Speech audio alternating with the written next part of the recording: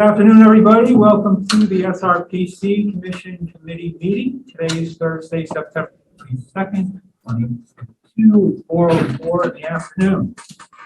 Thank you, everybody, for putting up your thoughts on those two yellow posters there. We will get back to that subject. That is the theme of much of our meeting today. Along the way, while we're going through the business part of things, just take a look at number 1 here, where it says pre-meeting exercise. We did that, but there's a part in there that says how your municipality is responding to those needs and any barriers that may be in the way. So think about your own municipalities, because we're going to get to that part. If you haven't thought about it already, just multitask and think about it while we're doing the business part. So moving on to number 2, action items. A, B, and C are going to require motions. D is under there, but it's not going to require that. We've got the meeting minutes of June 17, 2022. Motion approved. Don and Tom seconded. Any issues or questions on the minutes, anybody? No? Okay. I'm going to go backwards for a second because I didn't bother to introduce everybody. Starting in the room, Bill Fisher, Farmington. Don Hammond, Rochester. Tom Crosby, Madbury. Peter Nelson, Newmarket. Barbara Holstein, Rochester. Karen Golab, Milton. Katrina Casper-Lee. Lindsay Williams, Dover. Joe Boudreau, Rochester. Mike Babinski, Summersworth. Laura Brown, Milton. Mark Richardson, Somersworth. Dave Landry, Dover. Lisa Henderson, Newmarket. Jen Sis, SRPC. In the room. Autumn Scott, SRPC. Stephen Geis, SRPC. Rachel Dewey, SRPC. Remote, we have Shayna Shayna Sylvia, SRPC. and Leslie, right? Leslie Schwartz, Durham. Look like, am I sketching your background there? A lot of ice. Is that what ice? Where are you there? Leslie, in Alaska, or where are you? Hardin, Never mind. They were just talking about your background. Background. oh, the background's Coast Guard cutter. Oh, okay. All right, we took care of the minutes.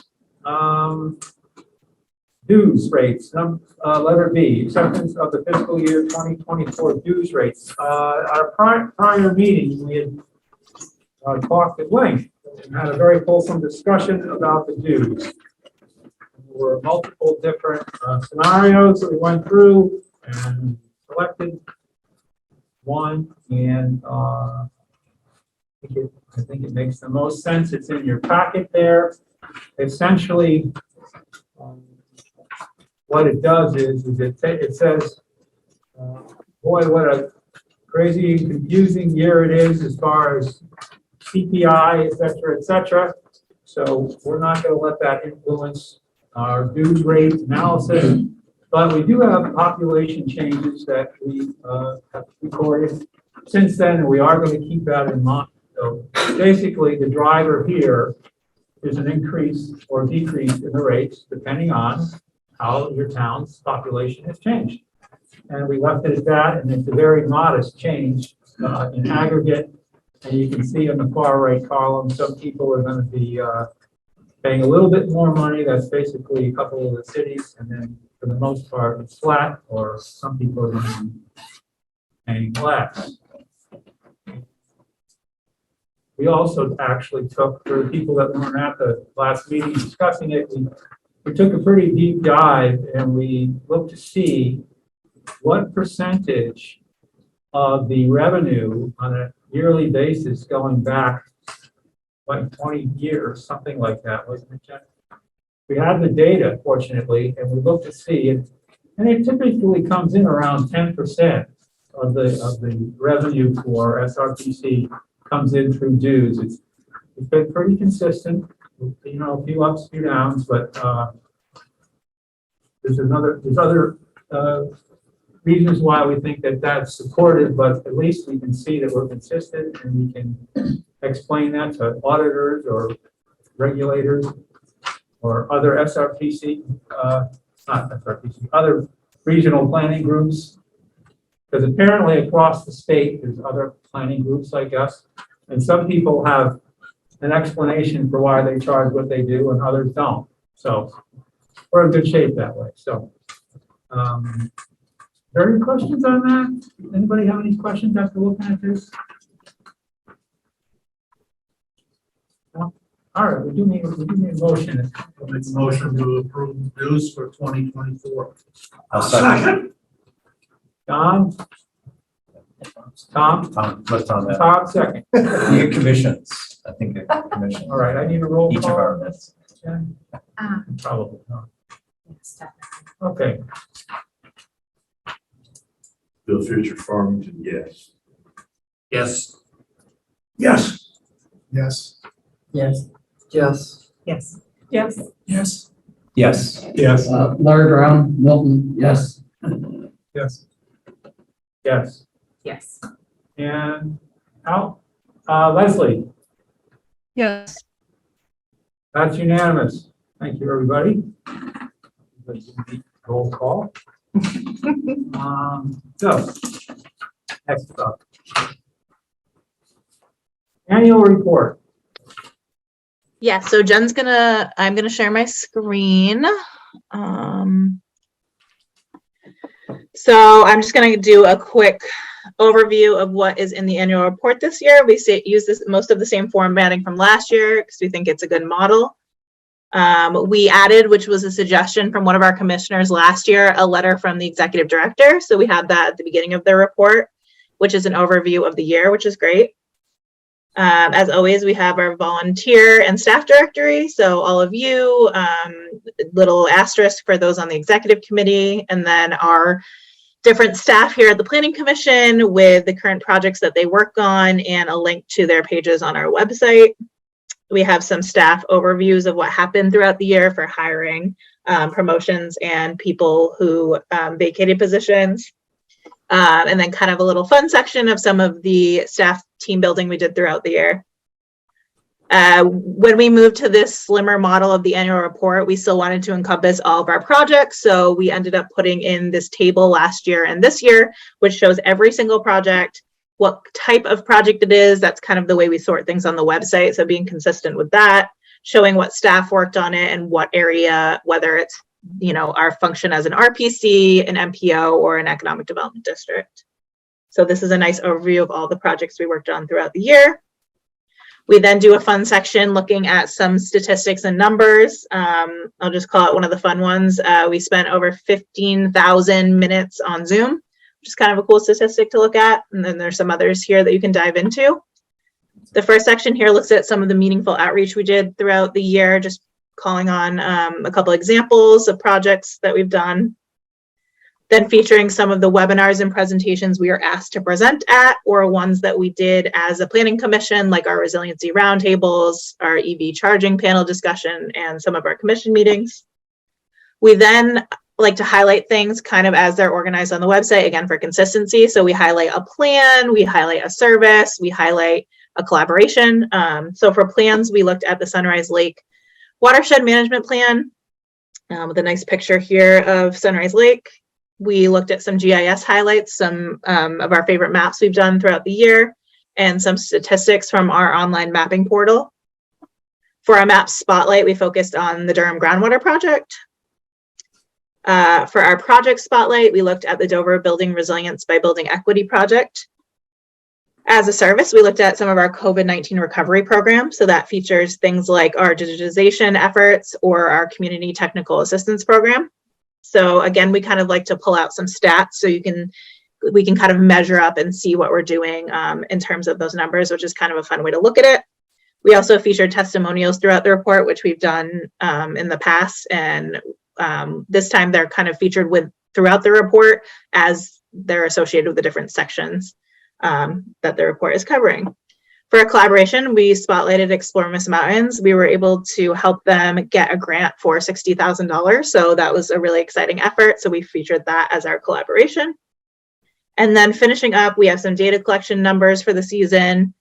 Something new this year, we implemented a bicycle and pedestrian count program. In the past, we've done these counts, but this year we started a program, so we'll be tracking things ongoing from now on, and that aligns with our active transportation plan that we're working on. Some social media numbers and statistics from throughout the year, in addition to our e-communications. And then finishing up with an event spotlight, we looked at our Resilient Shoreline Tour and called out some of the awards that we got throughout the year and some of the awards that we gave. So we are awarded for our Promoting Outdoor Play project. It was Project of the Year with New Hampshire Planners Association, and we also received the New England chapter of the Urban and Regional Information Systems Association Web Map or Application Award, which is a mouthful, but it was a mapping organization, and we were awarded for our Promoting Outdoor Play online map viewer. And then we have a feature here with Dave and Wayne, who we awarded at our annual meeting.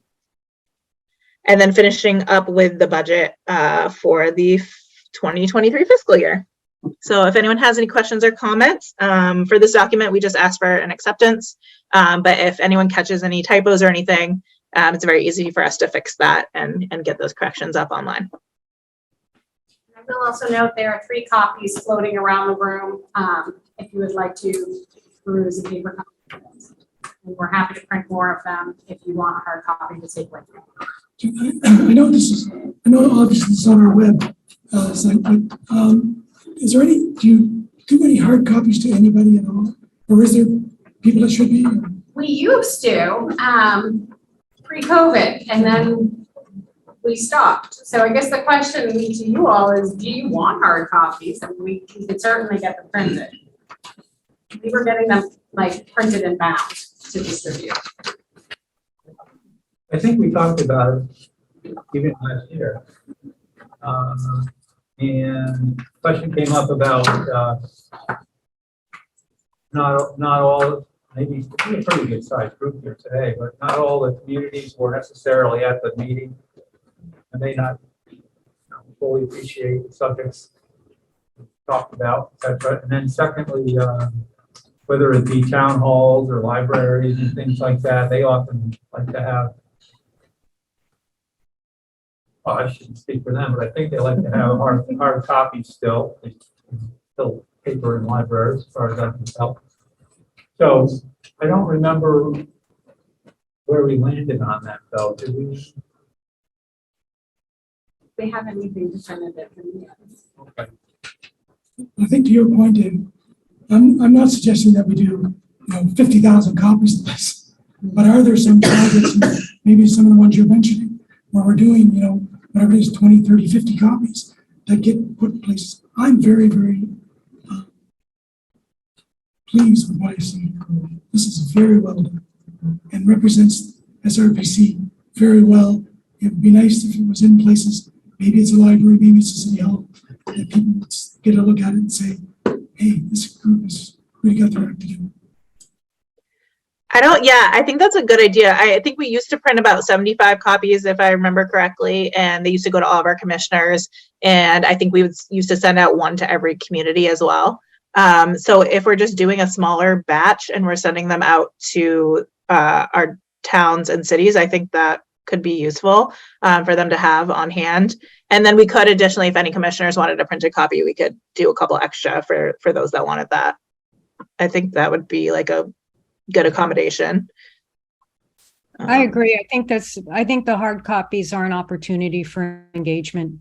People do look at those things at venues such as town halls and what have you. And and sometimes, someone will pick it up, look at it, who was previously unfamiliar, didn't even know the commission exists. So lots of great information there. And I agree with Joe and some other of the commenters here about that. And the only other thing, I can't remember what it's called, I apologize, but the communication that comes out regularly, it's bits and pieces or right now.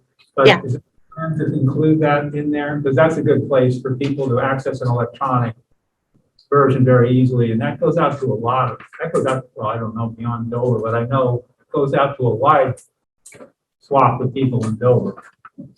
Yeah, once this is accepted, it'll be promoted in this week's bits and pieces, and it'll be like featured on our homepage on the website. So that's an opportunity to share that information as well. Sounds good.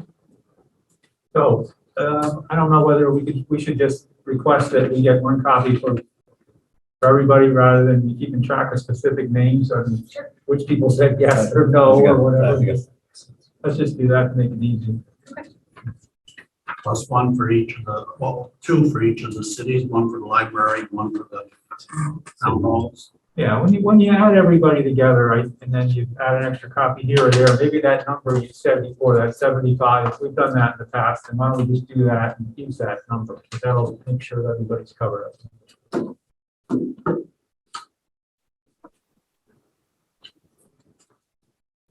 Motion for I that. do. Make a motion to accept the fiscal year 22 report. Don? Second. Tom, you're fast. I'm awake. Rachel. Second, Tom. Okay, I'll go back to the conventional. Bill, Yes. Don, Yes. Tom. Yes. Peter, Yes. Barb, Yes. Karen, Yes. Katrin, Yes. Lindsay, Yes. Larry, Yes. Joe, Yes. Mike. Steve, Yes. Yes. Mark. Yes. Dave Landry, yes. Lisa Yes. and Leslie. Yes. That's unanimous. Thank you, everybody. 2D, we won't need action on this, but we will talk about it for a few minutes. This is the Regional Impact Committee, which up until, I don't know, maybe a meeting or so ago, I didn't realize we had a Regional Impact Committee. Maybe that's good. Maybe we have no disputes or whatever is between various towns and cities, although that's hard to believe. In any event, we have a committee, and there are 4 regulars and 4 alternates, 2, 3 regulars, 3 alternates. 3 and 3. 3 regulars and 3 alternates, and Don is on there. And Steve Diamond, he's not here today, but he's one of the people. And Mark Richardson has expressed interest in that. So that would make 3. We don't have any alternates. And rather than continuing on without explaining this, Jen, you want to give a short explanation as to the type of things, albeit very rare, infrequent is a better word, before you fight each other to get one of these 3 alternate spots, maybe you should know what you're getting into. So, Sure. So Katrin also just raised her hand as you were talking and said she'd be interested. Are you Good. doing that before you talk, just in case I should? Yes. I was covered. no, You're trapped. that's not how this works. So the Regional Impact Committee meets as needed. And so how do we determine when it's needed? It's when we are notified that one of our municipalities or a municipality in a neighboring region notifies us that they have a development that's come before one of their local land use boards that may have an impact on the surrounding area. So when that happens and when a local land use board makes that decision, notice goes to the Regional Planning Commission plus any potentially affected communities. We, as a Regional Planning Commission, as well as those impacted communities, are assigned a butter status through that notification process. And so to have an inclusive review process and put together some thoughtful comments, we have a committee that will convene to discuss the regional impact. And we'll open that meeting up to the applicant, to the community where it's being heard, anyone who wants to come in. It is a meeting, it is not a hearing. We do not decide cases. We provide input like any other abutter would do. So that's what happens. So if we have an application that comes into us, it's usually James who staffs the Regional Impact Committee and does the developments of regional impact. He will get the application, he'll take a quick scan through it, he'll contact the chair to discuss, and then convene a meeting, and he will behind the scenes do a staff review, just like any of you who have staff to your planning board would do a staff review.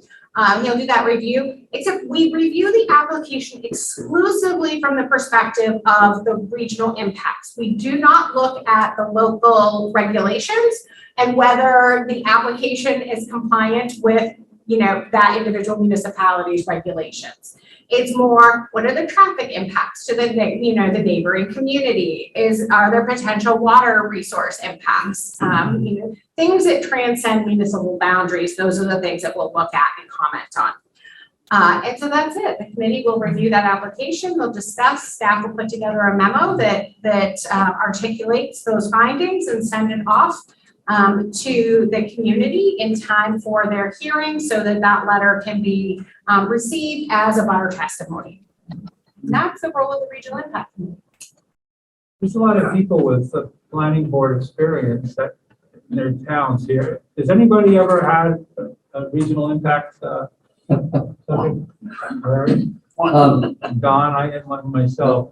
Go ahead, Larry. Yeah, you speak to the glorious ex-chair of the Regional Planning Commission, and it was about 14 years ago now that there was, I believe, a gravel pit in Dover and Madbury, and it came to us, and it was exactly the procedure that you described.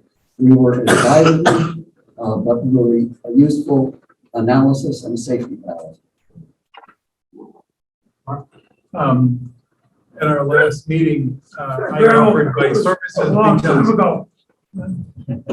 at our last meeting, I offered my services because as a planning board member, we had an issue with Rollinsford where there was a planned storage facility that would be located in Rollinsford, but all the amenities would go through Somersworth to get to this, because there were no roads to this facility in Rollinsford, there were no power, there's no water lines, there's no anything out there.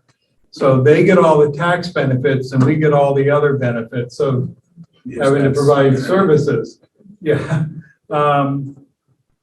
We did vote on it as a regional issue and went to I didn't know where it goes after we did that, but it went here. What we got back was a written statement of advice and recommendations. We didn't know, and it came with the caveat that there was not a quorum for the regional committee to vote on this document. And we were kind of like, well, can we accept it? If it's not a quorum, it's not, whatever.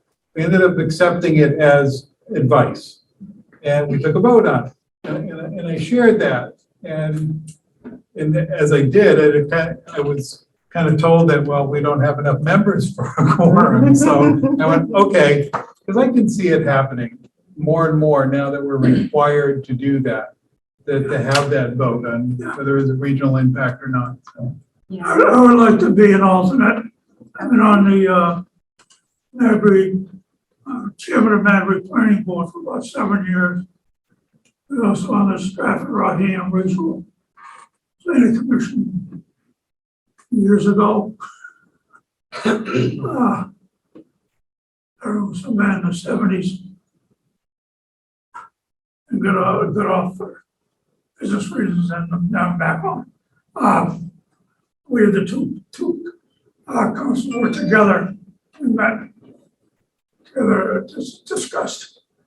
But the planning board we did a lot of what other communities were doing that was going to affect the town of Madbury, traffic wise, housing wise, school wise. Okay. Anybody else have anything to add to this? It sounds like we have. Two. Yeah, so it sounds like we, depending on Steve's intent to whether he wants to remain or not, We may need one of the folks who volunteering to be alternates to be a regular member, but we can confirm with Steve, and it sounds like we've got a full slate of, well, we still have one space for one more alternate. But put Lisa in. Okay. Yay, all right. All right. Okay, so we will.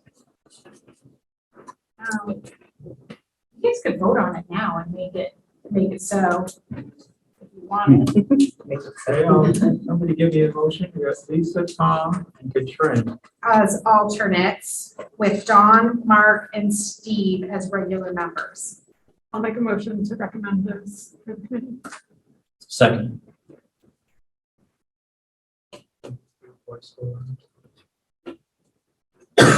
So make sure you get Leslie. Okay. All right. On that motion, all in favor, say aye. Aye. Aye.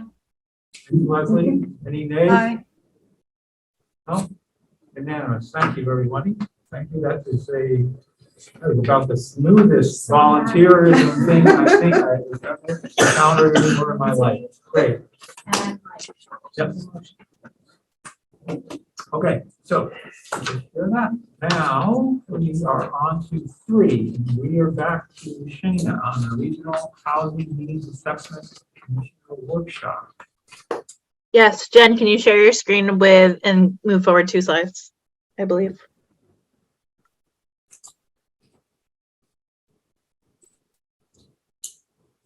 Perfect. Okay, let me just pull mine up to match here. Okay, I wish I was with you all in person today, but I am not sick anymore, but I tested positive for COVID on Saturday, so we're just being safe. So I am glad to join you virtually, and we're going to do a commissioner workshop today for our regional housing needs assessment. For those that don't know, this is a document that's a mandated function per the RSAs for us to complete. It's one of our core functions as a regional planning commission, and we do this on a 5-year update cycle if possible. The last time we did it was in 2015 when we were putting together our regional master plan. This document helps to analyze and identify housing needs of the residents in our region and allows us to look at qualitative and quantitative data that can be used for promoting for better housing policies, reevaluating supply and demand, cost, age friendliness, and affordability of housing in the region. So to do that, we have a lot of data that we look at, but we also want to connect with each of you, our communities, and best understand the needs going on in the region. Can you, next slide, please?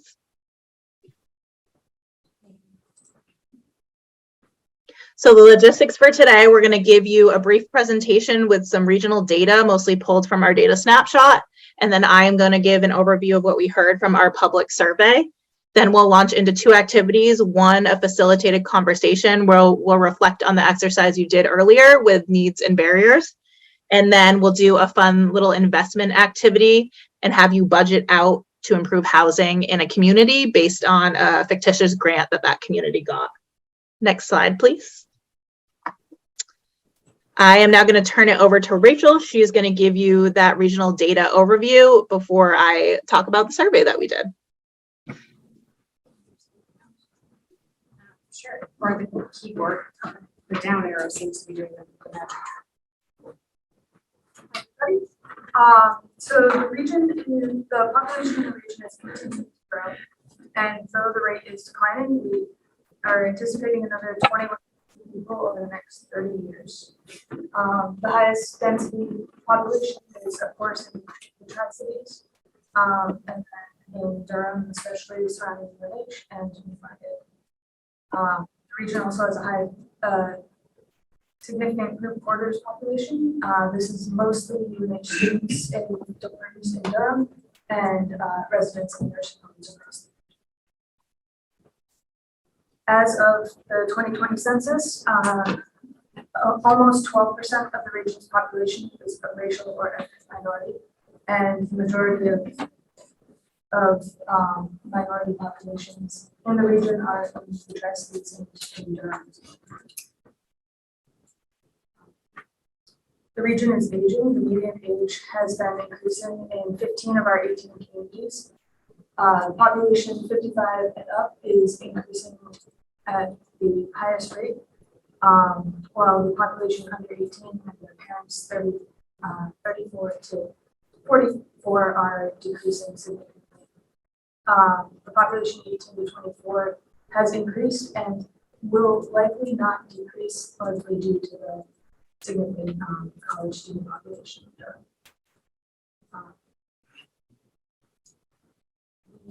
Households in the region are small. Over 60% of the households in the region are 1 or 2 people households, and the percent of households with children are declining. The labor force took a big hit in 2020, and while the number of people in the labor force has not recovered, the unemployment rate is almost back to pre-pandemic levels. 77% of the region's employees are in service-providing industries, and 13% are goods producing. And then bear with me, Venn diagrams are hard to read out loud, but more than half of the employees in the region are also live in the region, but less than half of the job holders who live in the region have jobs in the region. Can you say that one more time? Yeah. I'll play with the mouse. I don't mind embarrassing myself. I'm thanking you for that. Speak me, but Like I said, the hard to read out loud. So the circle here on the right is people who work in the region. So more than half of the people who work in the region also live in the region. But less than half of the people that have jobs that live in the region work in the region. So this Venn diagram is job-based, not people-based. So if you had 2 jobs and you lived in the region and one job was in the region and the other job was not, you'd be in both halves of the bigger circle. So it's just one tricky one. Say it out loud. So. even trickier to hear it. I'm sure if you have time to like read the paragraph about it and stare at it for a few minutes, then it's fine. But in a presentation, it's a little challenging. Did that help? Yeah. Okay. Yeah. So, the median income in the region is increasing, but it's not increasing as fast as the price of everything is. And then households who are owner occupied, the median income is almost double what the median income is for renters. This makes it very challenging to afford to live here. In this table, you can see the poverty wage and living wage are highlighted to show that the living wage is double or nearly triple the poverty wage in some of these housing configurations. But I want to draw your attention to the living salary column. A living salary is based on a very tight budget that just meets the needs of the residents of the house. And it doesn't have very much wiggle room for leisure activities. The living salary is higher than Stratford County's median household income. This combined with rapidly increasing prices for both purchases and rentals in the past few years makes it difficult for many to afford housing. Purchase prices are up $100,000 since 2019 and rentals are up $200 a month. And in 2021, the median rental price was $200 more than what could be afforded on the median rental. Additionally, there aren't a lot of options available. These two charts are days on market for purchases and vacancy rates for rentals. Both of these are declining. The days on market for purchasing is down to a month and the rental vacancy is down to 1%.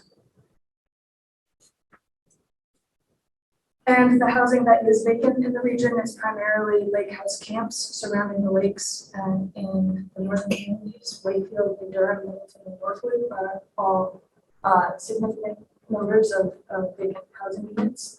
You can see the outlines of all of the lakes in these communities. You can stare at that map. And the density of housing, again, is the Tri-Cities and Durham and Newmarket. as well as the highest concentrations of rental units. And while building permits are on the rise, they're not keeping up enough to balance the market. So as a result, we have a region with a growing population that the population growth is outpacing the availability of housing, and the incomes are not keeping up with the raising prices and the strength of the market, which is making it harder for people to afford to live here. Back to Sheena. Sorry, I forgot I was on mute. So now I'm going to go over what we heard in our Regional Housing Needs Assessment Public Survey. Next slide, please. Shane, hold on one second. We've got a question here in the audience. Oh, yeah. When you're counting vacant housing, are you counting housing that's been vacant for a long period of time because it's substandard? So those numbers are coming from the vacant housing units in the decennial census in 2020. So it's housing units that were not reported as a primary residence for the 2020 census. So it's a mix of houses that are vacant because they're not suitable, with the houses that are currently empty because they're on the market, and lake houses that are structures that you could live in, but maybe not in winter. Okay. Thank you.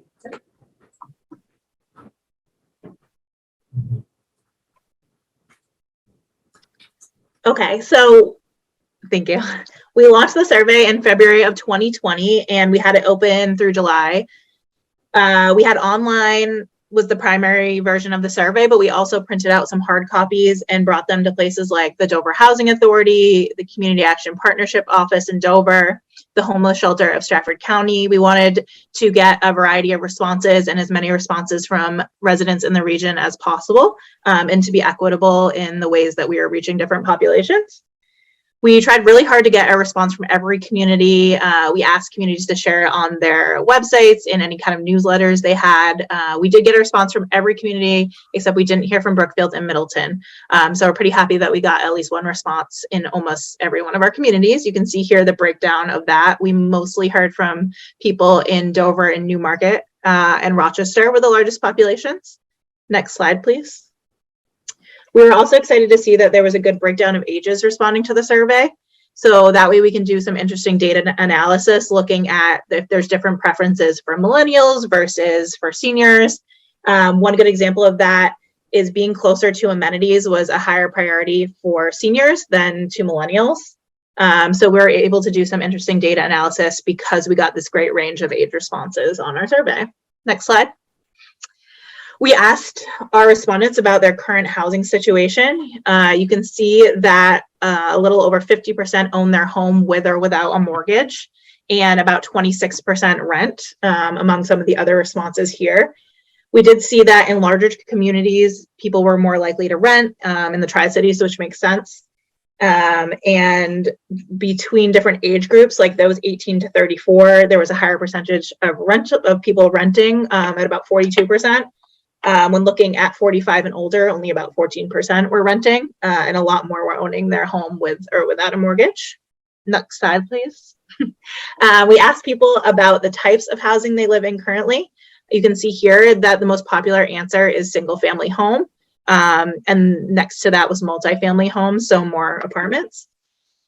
Some of the other responses were people who lived in a shelter. As we did distribute those surveys, we got some of those, that other category included people who might live in a shelter or some of the housing authority properties. We did see that those 45 and older were more likely to live in single family homes than those younger, kind of similar to the statistic I mentioned on the previous slide. Next slide, please. Looking at current housing in terms of cost burden, HUD defines cost burden as those who pay more than 30% of their income on housing, which may make difficult affording other necessities. So out of all the respondents, about 49% were cost burdened. So having their household income account, having their housing costs account for more than 30% of their household's total income. And then about half would not be defined as cost burdened. And those younger were more likely to be cost burdened. When also asking people about how they ended up living in their current situation, about 15% of those open-ended responses talked about affordability and how they ended up somewhere because that was the only place where they could afford. Next slide, please. We also asked about future housing and what people would desire if there were no barriers. Not surprisingly, the response was single-family homes for the most part. We did see that close to 50% of respondents disagree that their current housing will meet needs over the next 10 years. And 30% of respondents are actively looking now for new housing. We also asked if people plan on staying within their current community or home permanently.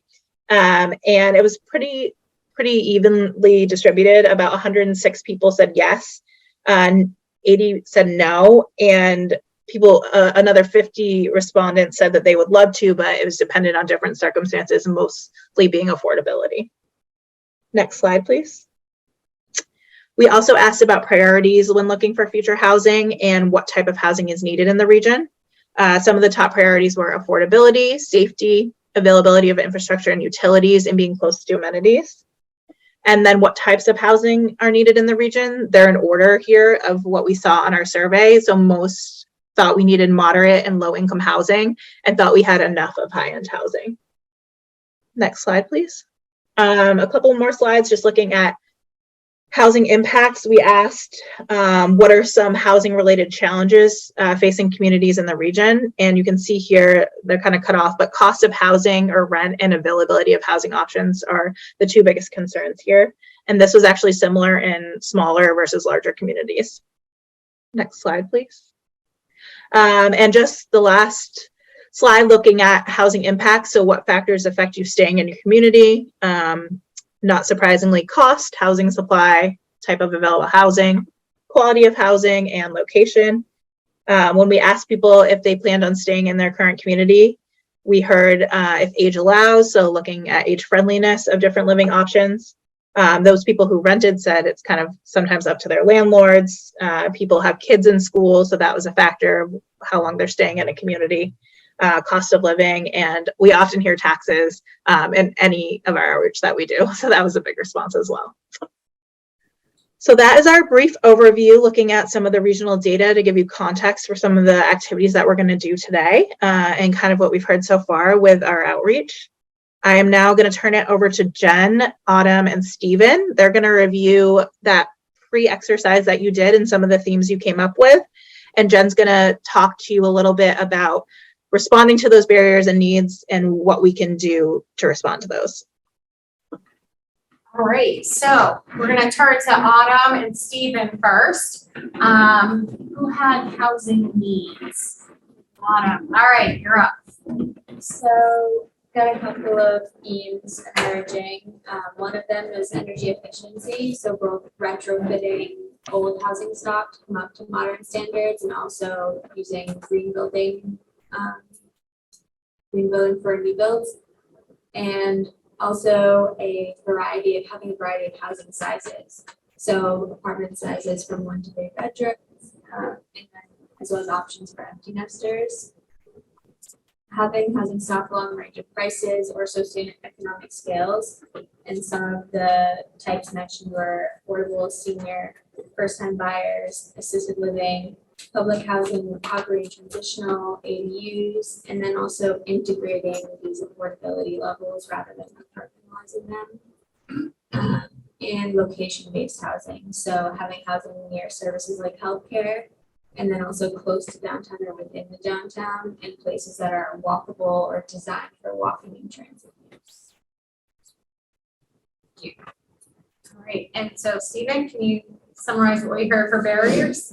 Yes, so this side is all cost and availability, which makes sense with the dollar going down with inflation, yay. And then obviously the availability makes a lot of sense because if you see housing stocks, they've only gone down, and the housing supply has kind of, if we look at New Hampshire Realtors, they put out a monthly report and it's always going down every month.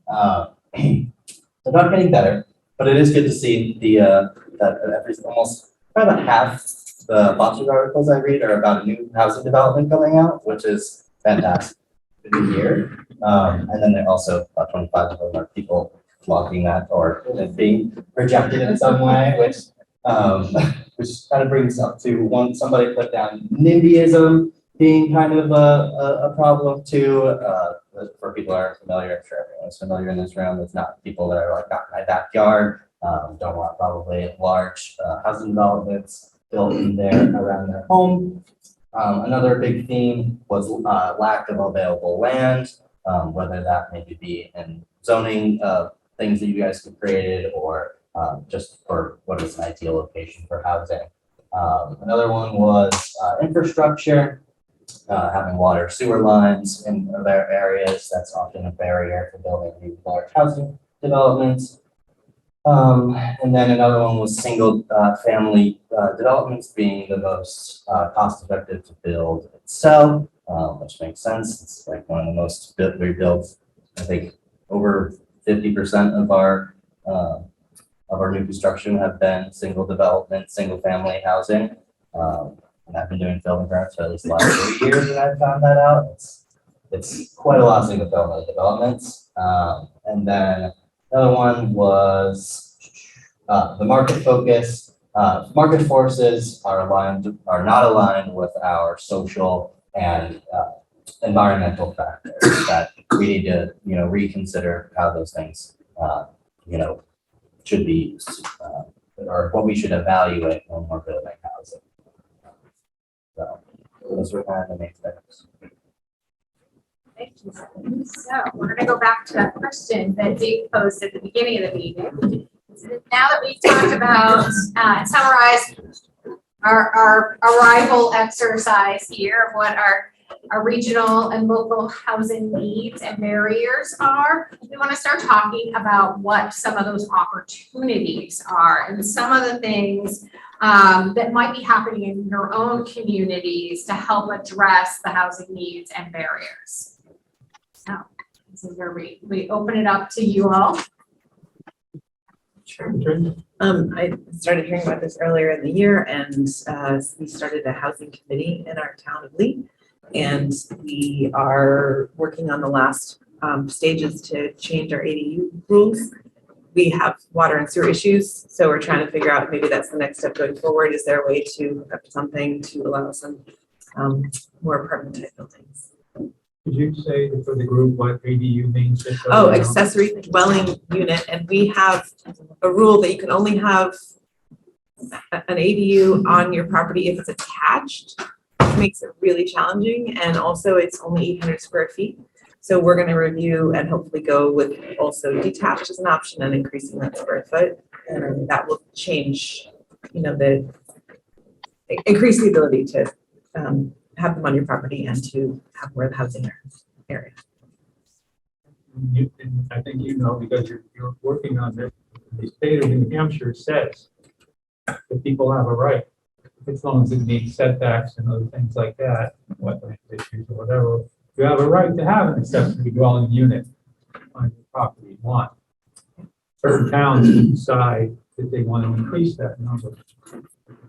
Be allowed to have 2 or some other number or multifamily accessory dwelling units. So towns can get pretty creative after that, but all the towns and cities have a right. People have a right to one accessory dwelling unit, as long as it's not in conflict with other issues like your lot's too small or all wetlands or something like that. And we spent months and months trying to look into all the different options, and that was the fastest and easiest thing we could do, like the lowest hanging fruit for us. But the next challenge is to see what else we can do, because we are such a single family heavy, and then we have the only other option we have is manufactured homes. And they've gone up, I think, 300% in price in the past 2 years. So.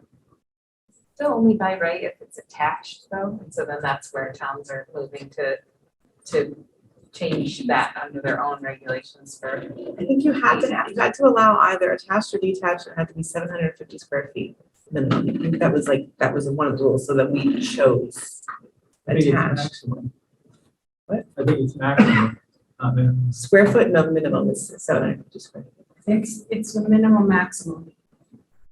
How's that? The minimum maximum, it's the smallest you can make it for large. Okay, Yeah, so I the, didn't realize it was both. yeah, the smallest that you're allowed to set your maximum at Oh, yeah, seven there you hundred go. and fifty. That makes sense. So we went for 800, but we're hoping. Most common example is that when it's not attached to your primary residence, if somebody decides they want to build a two-car garage, separately on their property, and they put an apartment above it, and it happens to work out, that square footage works.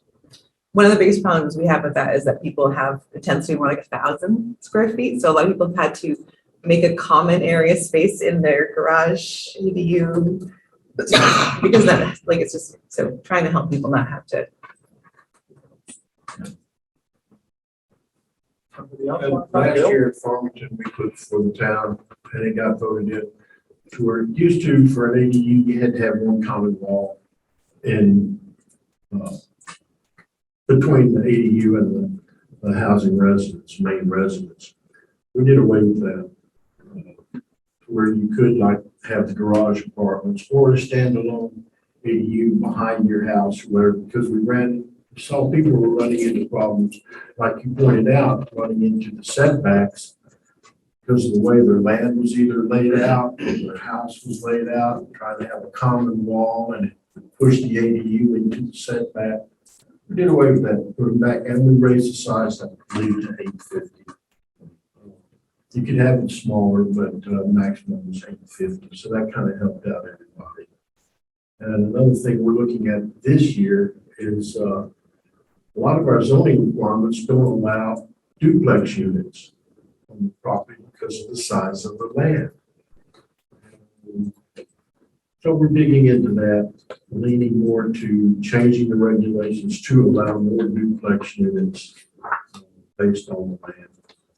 And also the uses of the land stuff too. So, and opening up more areas, allowing duplexes in more areas instead of just residential, maybe into the agricultural area, things like that. So, trying to increase that and increase the or decrease the amount of land required to build it. Some places you need 2 acres, some 1 acre, some only a half acre. So depending on which residential, agricultural, urban residential area that you fall into. Not an easy task. And that combined with the fact that if you decide you want to go one of those routes, the cost of building materials is very high, so not everybody can add a accessory dwelling unit onto their property when you're more than $200 a square foot. So, somebody else? Was that, I think, kind of thinking about barriers to housing. Somersworth has a planning application or development application for the planning board for a multi-unit apartment dwelling infill part of the city.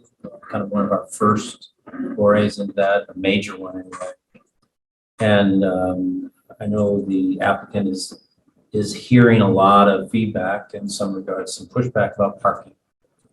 They're providing essentially a space for each unit, but no more. And so then the issue is where the rest of the folks, or if you have a 2 or 3 vehicles, where they park. So those kind of issues that are, probably a lot of communities have been dealing with. What do you do about that? And so that's in process. I think in this case, the developer has offered a design with a garage, basically a lower level garage to accommodate a majority of the parking needs for at least 1 unit, 1 vehicle per unit, and then go from there. I think the thinking is, in this particular example, the units are either 1 or 2 bedroom apartments, essentially. So not everybody has large families, large cars. It's sort of that kind of market, I think, in some regards. So I think we're interested in seeing that. There's also some infrastructure that we're looking at as well, how to kind of complement that with some road networks and so forth. But I just throw that out there with regard to a barrier. That's something that a lot of developments deal with, particularly infill. And the second issue is kind of dealing with navigating historic preservation rules. This particular development is in the, kind of the downtown part of the city, and it's associated with a historic district. And so there's some issues about tear downs and should some of the structures on this particular site be torn down. So, and just to follow up on that, because they came to the planning board with a conceptual idea. Before we haven't seen any design yet, we haven't seen anything, but they came before us with a conceptual idea. They got a lot of feedback. They got criticism, they got positive comments, they got criticism about the parking, but positive comments about getting people downtown certainly helps our downtown community. And the relationship there between residents and businesses.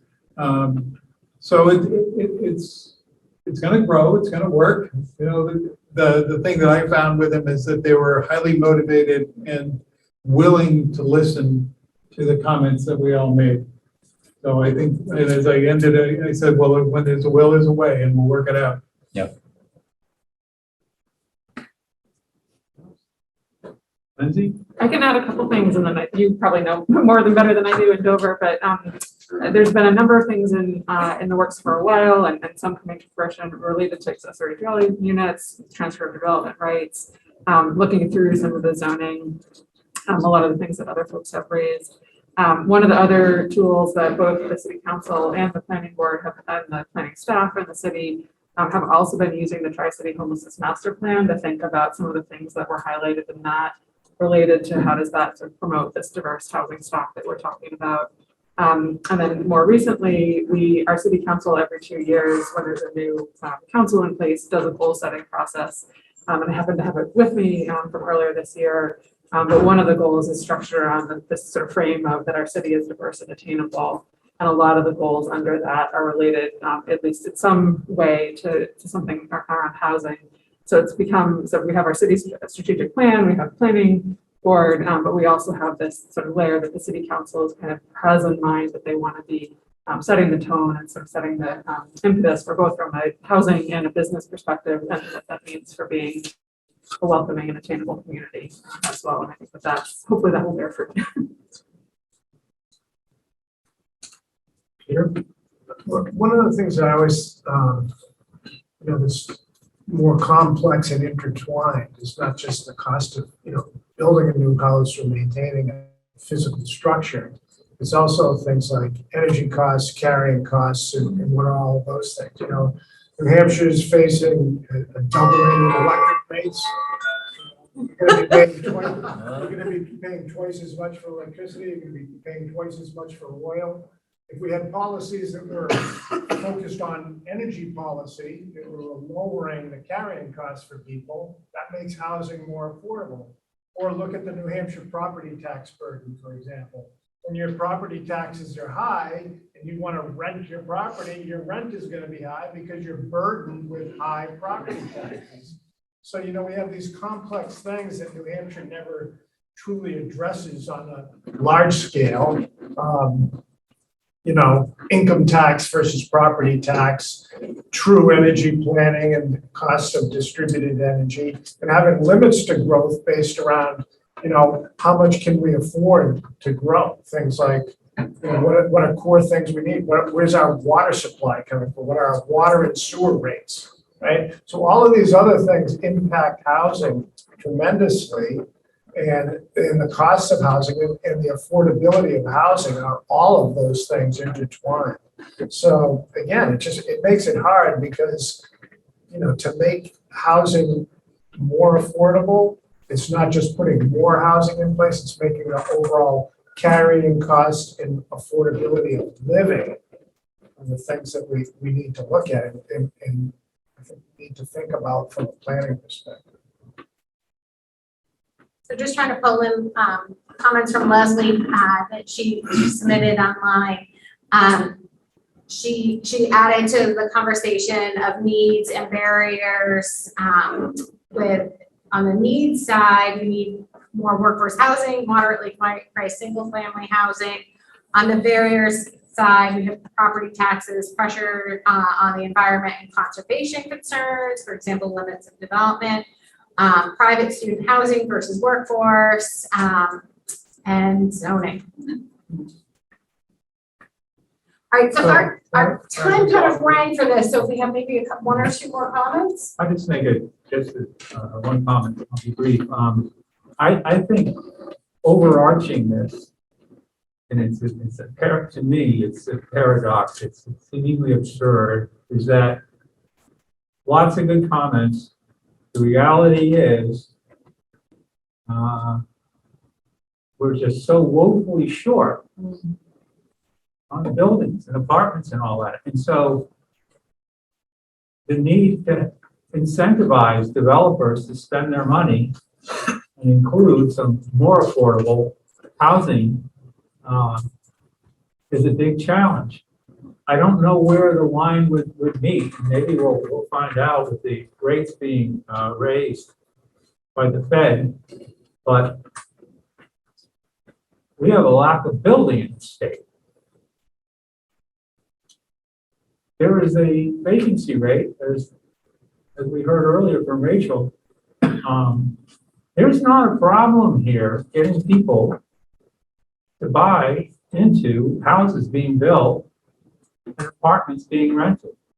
That is not a problem here. It doesn't matter how many apartments get built. People show up and fight over getting there fast enough to rent them.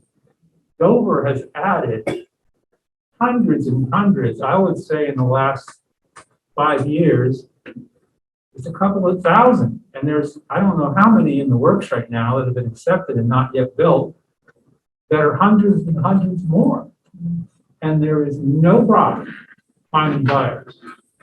No problem. So this is not an issue of whether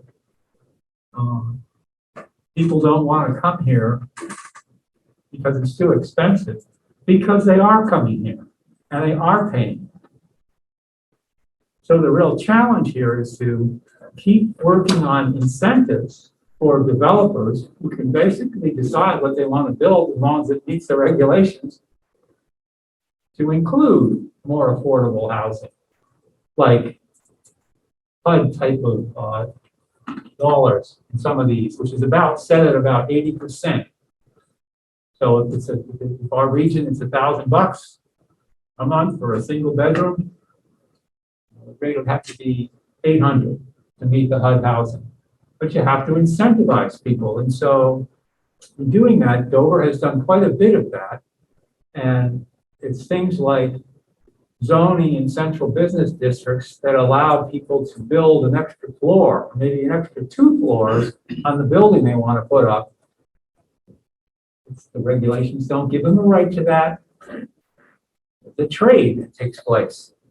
They get allowed to put an extra story on, or an extra 2 stories on in certain districts, but they have to have a certain percentage of those apartments in there be at the HUD rates. There's other things that really revolve around density. Density is the tool that towns have. Now, all towns are not sitting around saying, gosh, we got to figure out how to have more people come live in our town. So that in and of itself is an issue.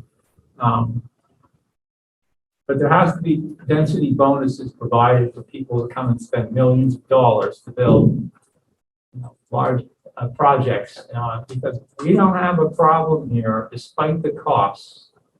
We have zero problem. There are not a bunch of vacant apartments around. There are none. I just want to say to that there is a very big difference in a city that has water and sewer and a town that just, we can't build a density rich, like it's just not possible without water and sewer. So that kind of infrastructure might be a wise place to invest if you're going to try to encourage other towns. Well, there's plenty of places in the country that the exact thing they avoid doing is building the infrastructure because they don't want to open that box. Right. And you have to appreciate that position because it's a real subject. Once you start doing All right, well, we want to make sure we have time for our exercise. So Shayna is going to explain our next activity. Yes, so let me just share my screen. Jen, can you stop sharing for a second? Thank you. So we are going to break out into a couple small groups and we're going to do this investment worksheet exercise. So you are going to be tasked with making additional investments that improve our fictitious town of Anytown, USA, after they received a $1 million grant focused on improving housing and quality of life in the region. So really a focus on that housing piece, but thinking about what else goes into housing, into improving housing conditions in the town or the region. So we have Anytown having an annual budget of $10 million. You'll see on your sheets that there's a breakdown of where their funding is currently. And then below, we have some different buckets of where we're going to ask you to allocate that $1 million and some examples of what falls within those buckets. We also have an other category for anything we may have missed. So on the second page, you're going to use this investment row to put in what funding you want in each category. And down below, you're going to kind of explain, you know, your thought process as to why you're putting the money there and like what programs that would support. So I'm going to be virtual for Leslie and I to work on this together. And you guys are going to break out into a couple different groups and have about 15 minutes to do this. And then we'll come back and do a quick report out.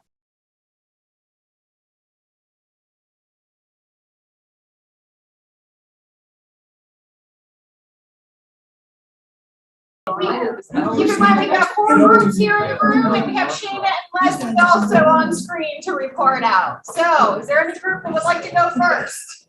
How did you invest your $1 million? Give us the 30-second version. Okay, I'll go first. All right. There are groups that would. Nice trip if we split the $1 million 4 ways. Yeah, lottery tickets.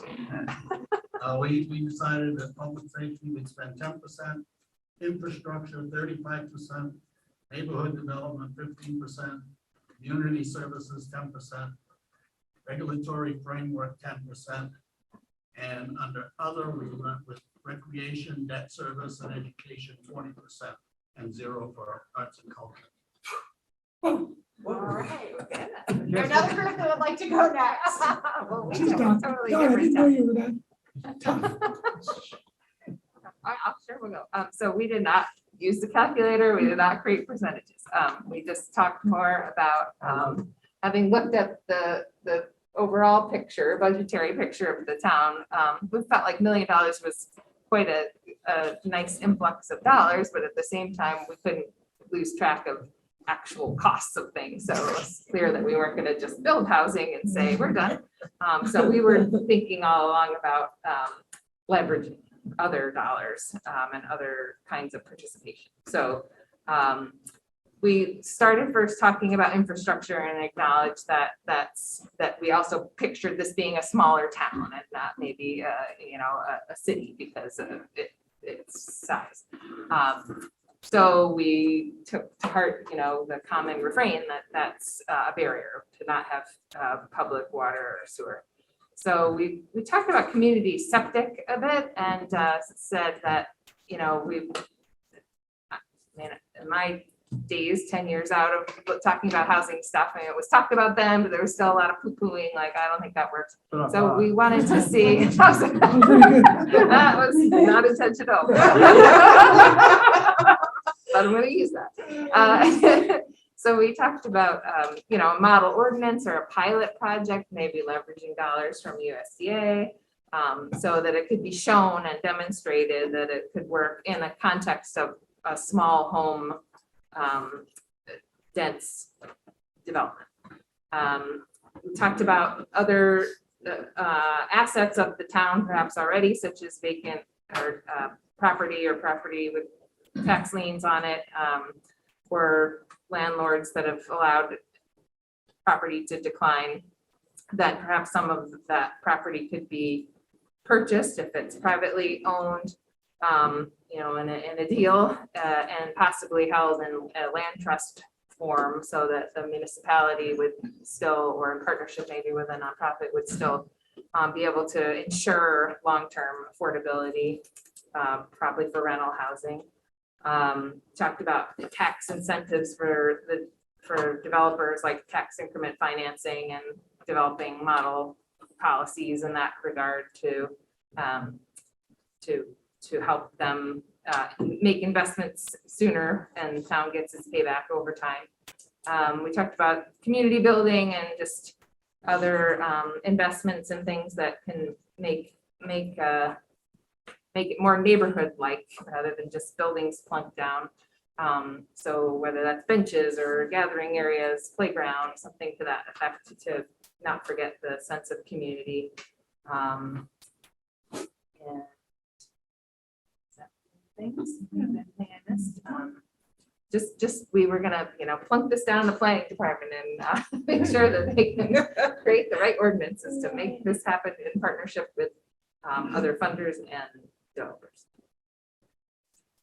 Leslie, Shayna, you guys want to report out? Yeah, I can go. So we kind of focused in on one idea of kind of a conservation land easement purchase, conservation subdivision idea. Sorry. And so we allocated about $200,000 to the purchase of, towards the purchase of the conservation land. And then about 300,000 towards neighborhood development. So looking at like the processes through the planning department. And so that funding went there.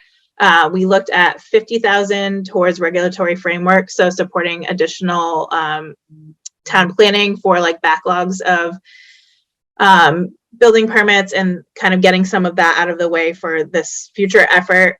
We also wanted to incorporate community events and arts and culture, thinking about like not only just the housing itself, but what would want to attract people to the housing and the quality of life in the town. So we put 50,000 there. And then in infrastructure, we didn't necessarily know if this area had all of the infrastructure needed or if it would need to be redeveloped. So we put 300,000 there. And then 100,000 towards increased public safety costs to support this new conservation subdivision area. Two more groups to report out. Someone want to go? Do you want to go? We looked at it, I think, a little differently in that we were thinking, what can we do with this $1 million to help now, but to also help in the future? We're saying, we want to invest in the infrastructure. Now that investment in infrastructure isn't, let's put new water and sewer 4 miles out of town. Let's do something in town as well. So some of the in-town may need to be renovated, right? So we're trying to encourage people to live in the downtown as well outside. So we put a lot of money into that. And then we said, if people are coming into our town, they want to feel safe. And so, we better invest in our police and our fire, that sort of thing. We also said that culture is important because we started looking at this, and we didn't get into granular detail here, saying we got to look at this demographically, okay? So that, for example, I'll go back to what we said earlier, is that if I'm, like me, retired, older, I want to have fire and all that sort of thing. I don't want to have septic. I don't want to have, well, I want to have those. But for younger people, maybe that's not as important. So we've got to look at this, and we didn't have a chance to really get into it. But we need to start looking at this, I think, a little bit more demographically. We put money into community services. We put about 15% in there. We put something in the regulatory framework. We only put a small portion in there, about 5%. And then in neighborhood development, we put another 5%.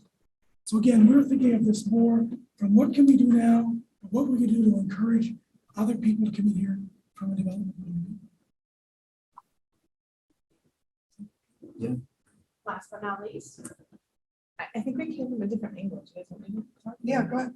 So we really were trying to figure out what the needs of this, as we came from 3 very different places, we wanted to really think about it. And so when we were talking about one town, it really was a matter of transportation. So really would have to put the money in figuring out that and working with transportation and focusing on that, but in other places, where you already have a city and you have enough, all the infrastructure's there, it's just that people are stopping it. So that would be community outreach. That would be making sure that people understood, they put a lot of effort and energy into discussing it, thinking about it, talking about it in a group, and then, looking at different needs. So if one was that we really need more places for senior housing, but there's just no way with transportation and employees, like maybe looking at something like the Harmony Homes in Durham, where you have both the needs of the people that want to live there, but also the people that would work there. It so depends on the community. That's where we get stuck. We don't have numbers, sorry. That's okay. That's okay. It's all part of the conversation. So thanks, that's all we have for today. Thank you all for coming and sharing your thoughts. Yes, Peter. Just one other thought, just surprised nobody just wrote a check to Eversource. We have a town of 10,000 people, and then we gave them all $100 electric rebate. Done. Nice. Right? You didn't fix any housing, we maybe we'll have here. I guess at this point, Jake, it's just your other business or commissioner roundtable if you want. I know we are at 5:38, so we are over. If there's Commissioner Rout, I just have a brief item. I don't know, I know it's kind of a depressing item, but some communities are facing some rise in recruiting and white nationalism. And so if I'll forward it. There's two forums coming up that New Hampshire Listens is facilitating on how to help identify and what to do. And so the one's in person in Kittery and one's online October 3rd and 6th. I'll forward the info around, but share them within your communities and just kind of figuring out like, what do you do to try to make sure that we are welcoming to all, but not white nationalism. Welcoming to all, but are welcoming to all. Yeah, exactly. Just real quick, we have a resiliency team that's been exploring many different areas within our charter. And there is one subject we're having part 2 of. It's food resiliency. So the resiliency roundtable, protecting our local food systems, which is part 2. There's a previous one, that's part 1, that's available on the SRPC site to watch. It was fascinating. This is coming up on Friday at 1 to 2:30 p.m. And Autumn can, or somebody that's skilled like Autumn, don't leave it up to me, can send the link to you if you'd like to see that, or if you don't have an opportunity to see it, Zoom, but live, it is going to be recorded and it will be out on the SRPC site. And if it's interesting, if food is of interest to anybody here, I think you sure would like to see the first one as well, because they hang together with one another. So that's just a plug for the resiliency group specific to food systems, which is near and dear to all of our hearts. So. And just for easy access, that's right on our homepage in the scroller. So you can easily register that way. You have to do it pretty quick, right? I mean, up until right before it starts tomorrow. Yeah, it's fine. There's no deadline to register, but it is on the Okay. Good. Thank you. Okay, anything else? No? Motion to adjourn? Second. So moved. So moved. Aye. All in favor, say aye. Thank you, everyone. Thank you.